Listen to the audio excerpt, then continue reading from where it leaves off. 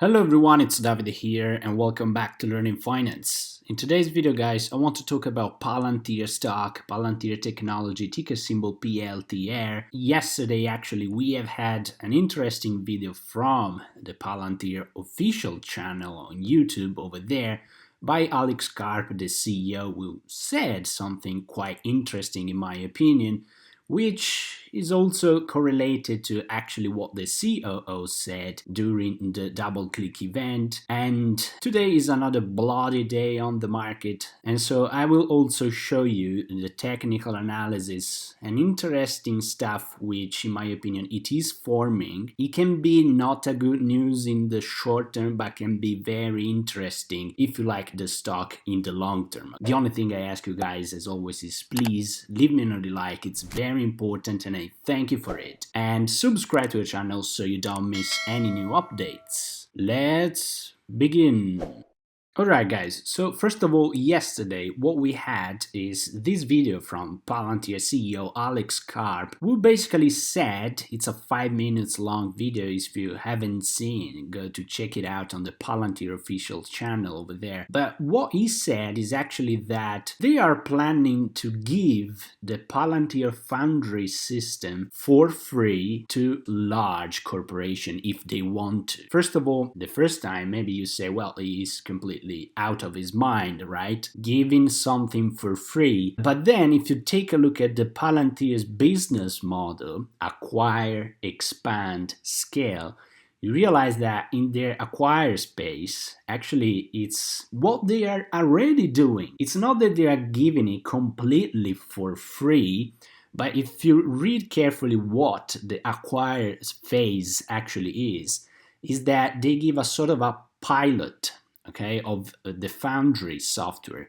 to those businesses in order to start to familiarize with it and try to see how it can be implemented in the enterprise. So in that phase, they literally make almost zero money, okay, very, very low amount of money. But why it is interesting? Because they are so confident also for the enterprise part of the business that once those companies actually they have or they try the Foundry system for the first time, the idea is that actually those businesses, they will have to continue to use it because they will realize that according to them, is one of the best system ever in terms of data usability. Basically, the idea here is, in my opinion, another marketing move, exactly as I told you for the double click event. So giving that sort of pilot for free in order for the long term to maybe write big contracts with Palantir, okay? And so that, in my opinion, is another long-term move, sacrifice short-term gains for the long-term success. It's all about that. But he said at the end, another interesting part, and he said how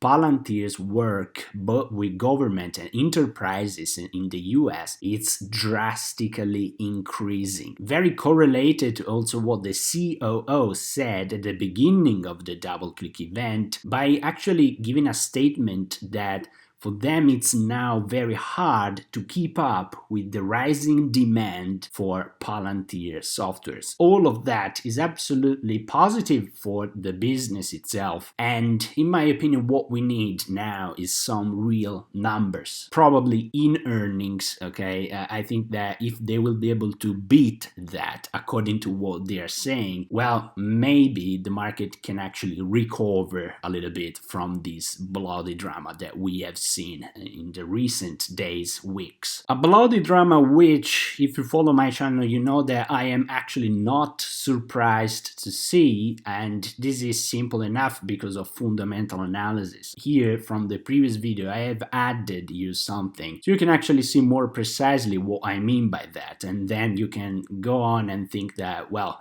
I'm completely wrong, and that's fair enough. I love different opinions, but just to make you understand what I mean, because this model that I did, I told you how in 2030 Palantir could achieve $100 per share. Now, Obviously, and that's fair enough because it's how it should be. Everyone has different opinion, but I told you, first of all, this is something that Palantir can achieve. But I got comments like that I have been extremely conservative and not bullish enough with this model. Just to make you understand what this model implies, I am considering at the end of everything a total revenue growth from 2021 to 2030, so 9 years, which on average we have a 34% growth for 9 years in a row. Now, this is a 20x in revenues in 9 years, basically, okay, starting from that, coming on to 20.6 billion. Now, this, if it's not bullish enough, I don't know what else bullish is, right? So this is obviously not a worst case scenario for Palantir, okay? In my opinion, if they will be able to achieve that, it will be a sensational performance for the company in terms of revenue growth. So as I said in the previous video, it's all about expectations, because when you write down some numbers for real, you realize that having a price now around the $20, which, by the way, this model with this average growth rate gives us a fair price of $27.16 per share. Clearly, the more the price going down, the more, even though it's kind of a complicated and something that it's not directly understandable probably, but the more it's better for you if you believe in the company long term. Why is that? Because if you have a price of 27, you have an implied growth rate over the next 9 years of actually this 34%, which is massive. But as the price, let's say just now, it's around 21. Now this drops significantly, okay? We are probably already below the 30% implied growth, okay? So the more it goes down, the more you get a bargain if you believe in the success of the company long term. Now, when you see these kind of numbers, actually you understand how silly and irrational the market has been over there. Now, this is the moment where Palantir actually became a sort of a meme stock, but for Palantir to reach a high of almost $45 per share back in February, if you take a look at the numbers that I just showed you, if a price of 27, which is here is my fair price where I put this green bar over there, if a price of 27 implies a 34% growth until 2030, imagine what $45 per share implies, okay? Something that it was out of this world for Palantir. And it's absolutely normal to have a price that now it's getting lower. It's not Palantir's fault, it's actually the exuberance of the market over there. Now, when we take a look at the technical analysis, actually it's where things are not good enough in my opinion, or probably someone won't like that. But anyway, what's happening here, in my opinion, and what the graph and the price action is telling us, is that after this crazy move, it didn't make any sense. We have that the price, it came back down to this, as we can see, this green bar over there, which is a huge support around the $20 level. And what the price has done since then is actually pretty clear to see. Lower highs by coming back all the times to this $20-21 price range, okay, support over there. Now, this is something that in terms of technical analysis is definitely not bullish, because what happens is that the price comes back from a higher level, and then you see how the first bounce back is quite strong, but then it gets rejected, and the second bounce back is less strong than the previous one, to then come back to the same level. Now, that can repeat, okay, again a couple of times, but if you take a look at this in technical analysis, it's actually like when you throw a rock on the lake, you know, the first time it bounces, then it bounces another time, but less than the previous one, and on again. But you arrive at the point where the rock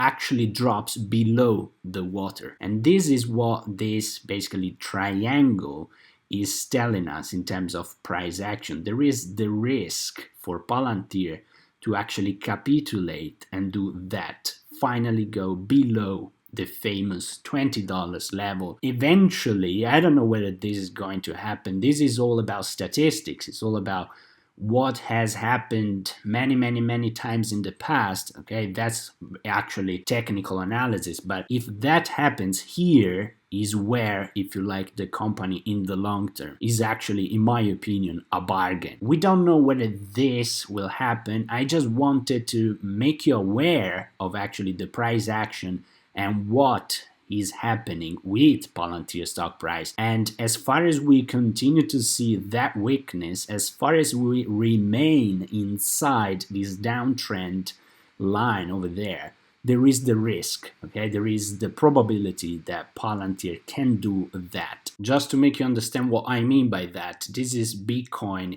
back in 2018. We see after the bull run that we had in 2017, the price actually came back and then got stuck actually in this triangle we see with a resistance of around $5,800, and it went on for an entire year actually. And you see how the lower highs, so bulls, were losing power. And then eventually, after a while, when the price gets compressed inside this triangle, you see how it went below the major support. Capitulation, and then here is where the bargain was. And then the rest is history. That's what I mean. There is the risk of that to happen also into Palantir stock we are seeing with the price action. So it's not something great in the short term unless you are very bullish long term. Okay, so that is where probably opportunities can come. It's not something that will happen 100%, but I just wanted to actually show you that and get you aware of it. But once again, in terms of what they are doing for the long-term success, well, they are doing great in my opinion. So long-term, I am obviously bullish and I continue to hold my position and eventually buy more if I get lower prices. Okay, so I hope you find the video interesting, guys, and leave me a like and leave me a comment below. Actually, tell me what do you think about that. Will we see lower prices or not on Palantir? And subscribe to the channel if you want. And as always, guys, have a wonderful day.